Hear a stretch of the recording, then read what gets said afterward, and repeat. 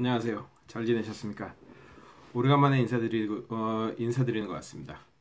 오늘은 총 얘기도 총 얘기지만은 미국의 총기에 대해서 좀 더 얘기를 한번 해보고 싶습니다. 왜냐하면은 요즘에 정말 뜨겁잖아요. 지금 뭐 뉴스에서도 뭐 연일 총기 난사로 인해서 총기가 규제돼야 된다. 그리고 건 커뮤니티에서는 아니다. 이거는 그것이 아니다. 그러면서 양쪽이 지금 뜨겁게 싸우고 있습니다.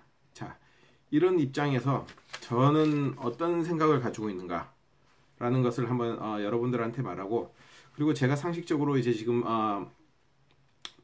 당연히 뭐 제가 지금 총 리뷰하는 사람이 거기 뭐 총기 반대하자가 그러지는 않을 겁니다. 그렇지만은 상식적인 선에서 우리가 어떻게 하면 이런 것을 재발할 수 있을까? 재발을 방지할 수 있을까? 이런 건 좀 연구를 해봐야 되지 않겠습니까?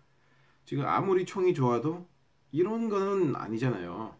이런 사태는 벌어지면 안 됩니다. 안타까운 생명이 자꾸 죽어나간다. 그럼 그것도 문제고, 그렇다면은 어떤 방법이 있을까? 그리고 지금 현재 민주당과 리버럴들은 어떤 것을 원하는가? 그리고 그 보수 쪽 또는 총기를 건 펄슨들은 어떤 식으로 그거를 지금 논리를 펼치고 있는가, 그런 거에 대해서 한번 얘기를 해보겠습니다. 자, 그러면은 제가 여기 밑에 좀 적어놨어요. 좀 어쩌면 좀 이번 내용이 좀 길어질 수도 있을 것 같아요.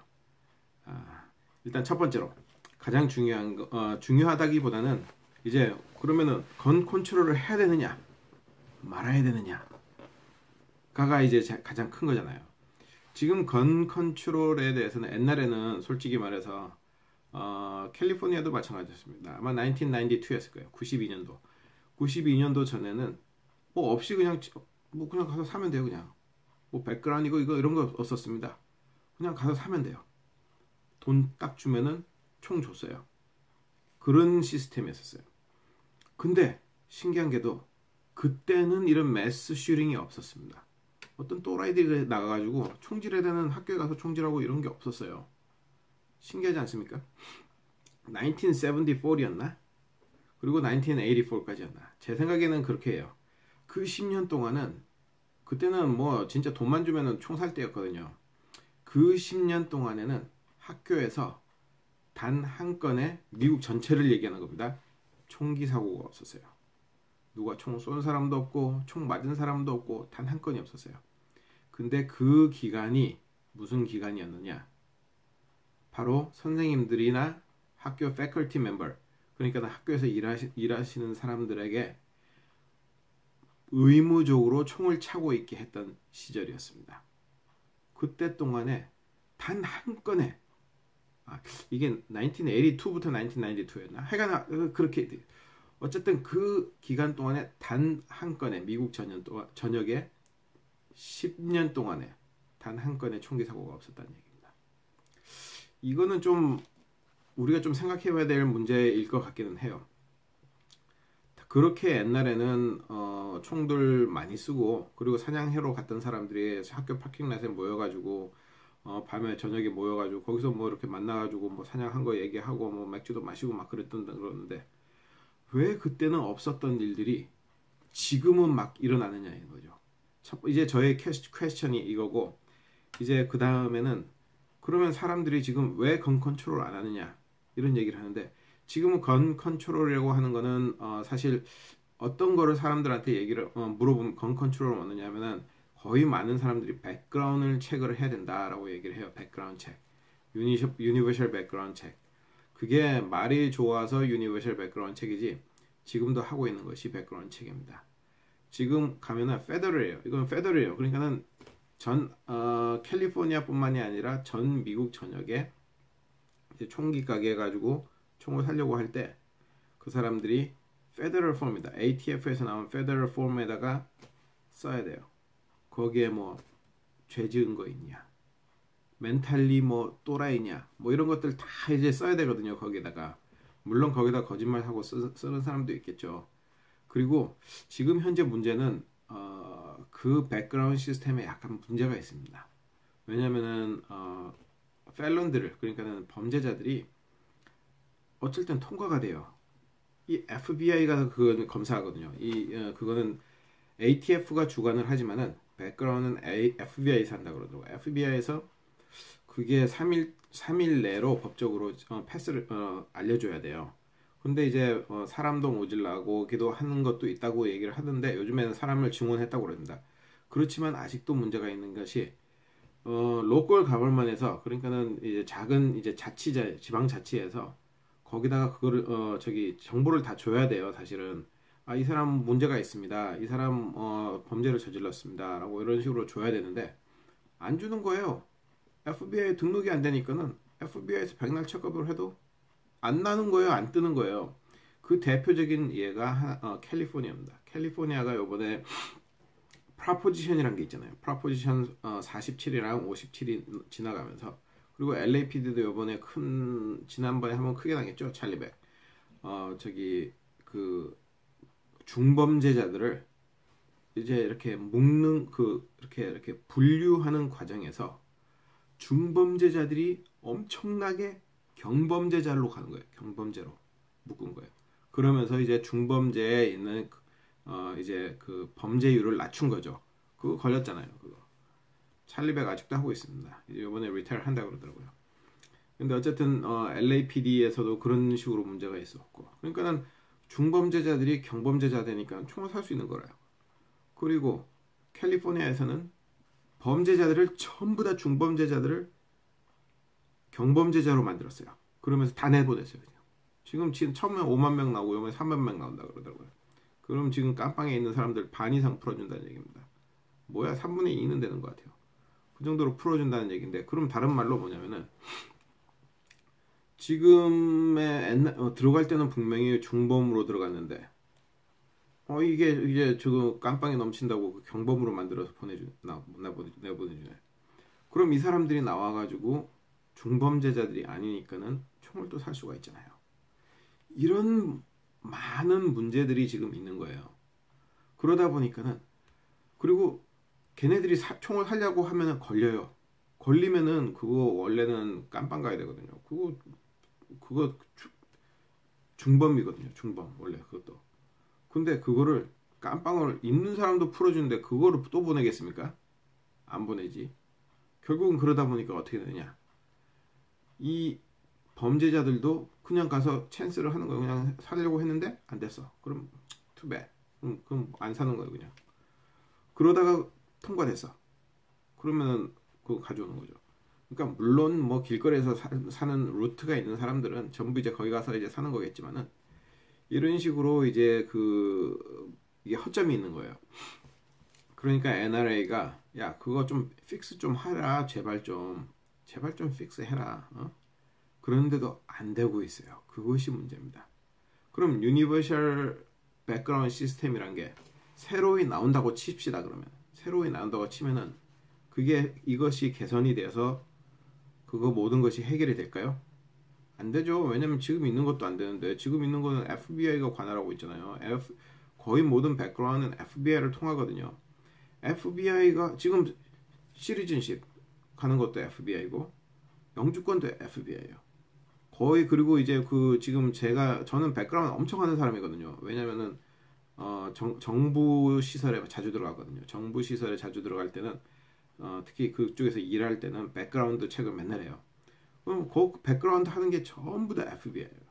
그럼 FBI 백그라운드가 그렇게 해가지고 쭉 했는데 다 패스가 되면은 그러면은 새로의 시스템을 들여가지고 누가 그걸 관할할 거냐고. 결국은 FBI가 관할을 할 거 아니에요. ATF가 하겠습니까 그거를?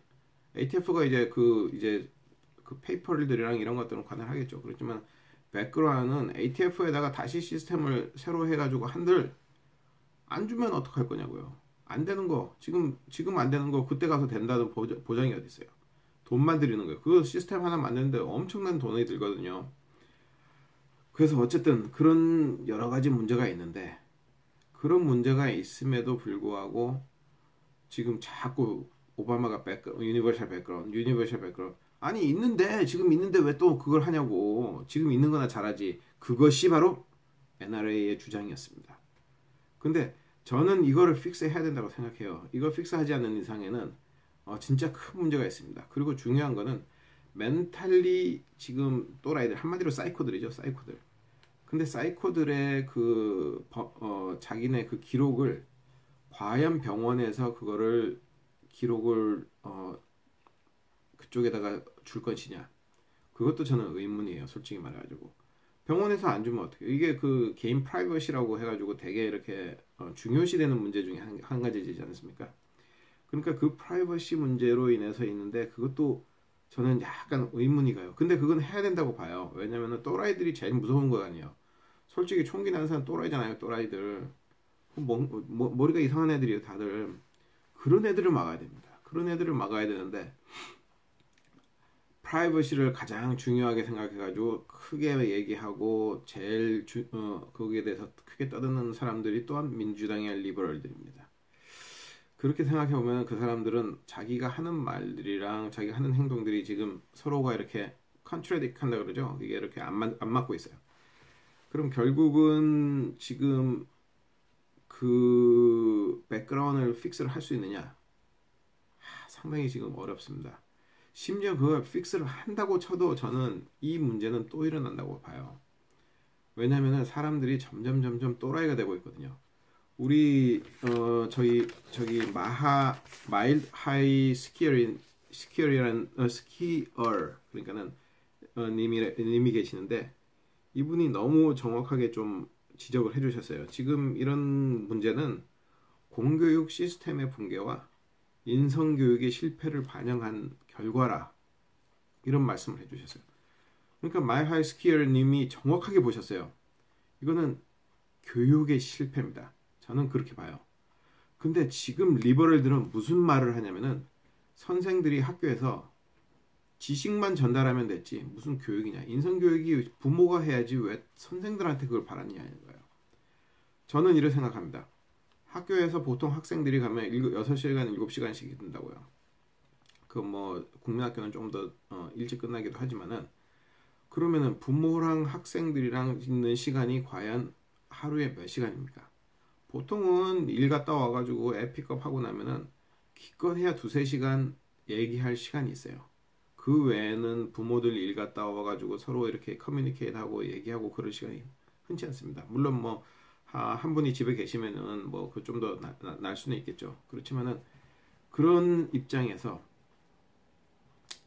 과연 학교에서는 인성교육을 안 하고 부모만 하느냐? 이건 저는 부모가 하지 말아야 된다는 얘기는 아니에요. 당연히 1차적인 책임은 부모한테 있다고 봐요. 그렇지만은 학교에서도 그걸 가르쳐 줘야 된다고 생각합니다. 도덕과 윤리, 사람들이 해야 될 것들과 안 해야 될 것들, 이런 것들 얘기를 하는 거예요. 그러니까 기독교에서 말하는 것들이 옛날에 10계명이 학교에서 빠질 때 이 도덕 교육은 무너지기 시작했다라고 얘기를 하는 것 같아요. 왜냐하면 10계명이 사람 죽이지 마라, 부모님 공경해라, 남의 것 탐내지 마라, 간음하지 마라, 이런 얘기잖아요. 그러니까는 그런 것들이 사실은 우리 사회에 지금 그 10계명이 꼭 종교만을 떠나서 우리 사회에 필요한 거 아닙니까? 그 내용들은 필요한 내용들이잖아요. 이건 종교라고 생각하지 마세요. 그냥 그 내용들은 필요한 내용이잖아요. 도덕과 윤리와 그런 내용들인데, 그런 것들이 이제 빠지면서 선생들은 단순히 지식 전달만 하는, 수학 선생들은 수학 가르쳤으면 됐지, 니네가 잘 살든 못 살든 네가 무슨 생각을 하든 내가 무슨 상관이냐, 이렇게 변한 거예요. 거의 모든 사람들이 지금 이런 식으로 사고가 변했습니다. 물론 보수적인 입장에서는 그렇지 않죠. 학교는 학생들을 한 사람의 시민으로 가르치는데 적합하게 교육을 시켜야 하는 것이 학교의 교육의 첫 번째 목적이다 라고 옛날서부터 교육자들은 그렇게 외쳤어요. 그런데 그런 교육의 의미가 지금 많이 퇴색됐습니다. 그러니까는 그 마일드 하이 스키어 님이 정확하게 보신 거라고 저는 생각을 해요. 그러니까는 이제 학교에서는 그런 게 안 되고, 그리고 부모들도 뭐 요즘에 워낙에 이혼이 많으니까 한 반은 이혼하잖아요. 그러면서 애들이 스트레스를 얼마나 많이 받겠습니까? 요번에 총 쏜 놈도 부모님 다 안 계시는 놈이었죠. 그러니까는 그런 부모에서 부모님이 채워주지 못하는 그런 교육을 학교에서 했어야 되는데 그걸 아마도 못했던 것 같아요. 그러다 보니까 또라이 짓을 한 거죠. 자, 그럼 이런 입장에서 이거를 방어를 막을 수 있느냐? 저는 개인적으로 이거는 막지 못한다고 생각합니다. 이런 또라이들은 계속 나올 거라 생각해요. 계속 나옵니다. 조승희 보십시오. 조승희도 그 또라이였잖아요. 멘탈리 문제가 있었습니다. 그리고 이번에 라스베가스도 그렇고, 그리고 그 8호 거전에 텍사스 교회다가 총 쏜 놈들도 그렇고, 그리고 요번에 플로리다도 그렇고, 그리고 지난번 산바라디노는 그건 테러범들이었고, 이 모든 사람들의 그 테러범을 뺀 모든 사람들의 공통적이 정신이 문제가 있어요. 정신이. 그러다 보니까는 이 정신에 문제가 있는 사람들을 가지고 우리가 어떻게 그 사람들을 구별을 해서 총을 못 갖게 해야 되느냐. 거의 불가능하지 않겠습니까? 그래서 지금 많은 문제가 있는데 그럼 어떻게 이제 그거를 고칠 수 있느냐? 저는 미국에서 이제 더 이상 고치기 힘들다고 생각합니다. 그렇기 때문에 방어라도 해야 된다고 생각해요. 방어는 그럼 어떻게 하느냐? 학교가 총을 가진 시큐리티, 전문 시큐리티나 또는 교육을 잘 받은 선생님들이나 패컬티 멤버들에 의해서 저는 지켜져야 된다고 생각합니다. 지금 패컬티 멤버들이 서로가 자기네가 그러니까는 그 학교에서 일하는 사람들 보고 패컬티 멤버라고 그래요. 학교에서 일하는 사람들과 선생님들이 서로 자기가 발런티어를 해서 armed 하겠다라고 하는 데가 엄청 많아요 지금. 물론 요 캘리포니아나 이런 좀 DC 같은데 이런 데는 조금 이제 리버럴한 데는 약간 좀 그래요. 그렇지만은 그 외에 많은 거의 대다수에 있는 데는 서로가 그걸 하겠대요. 왜냐면은 자기 목숨도 지킬 수 있는 거거든요. 자기가 그걸 가지고 있으면. 그리고 그 메탈 디텍터, 그 메럴 디텍터를 학교에다가 가지고 있으면 좋을 것 같아요. 그래가지고 애들이 아예 가지고 올 생각도 못하게 그렇게 해야 된다고 생각합니다. 그리고 솔직히 이거는 총기를 가진 사람들의 잘못도 있는 것 같아요.